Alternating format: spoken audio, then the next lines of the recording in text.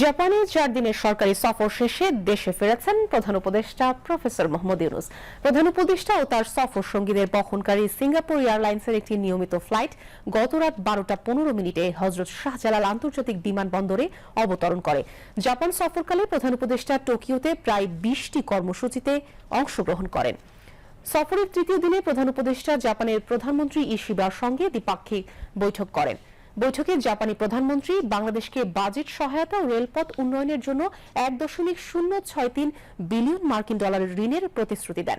একই দিন দুই দেশের মধ্যে অর্থনৈতিক বিনিয়োগ ও অন্যান্য সহযোগিতার ক্ষেত্রে 6টি সমঝোতা স্মারক স্বাক্ষরিত হয়।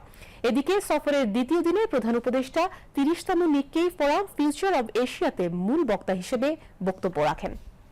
নিক্কেই ফোরামের পাশাপাশি প্রফেসর ইউনূস মালয়েশিয়ার সাবেক প্রধানমন্ত্রী মাহাথির মোহাম্মদ সহ জাপানের উচ্চপদস্থ কর্মকর্তা ও ব্যবসায়ীদের সঙ্গেও বৈঠক করেন।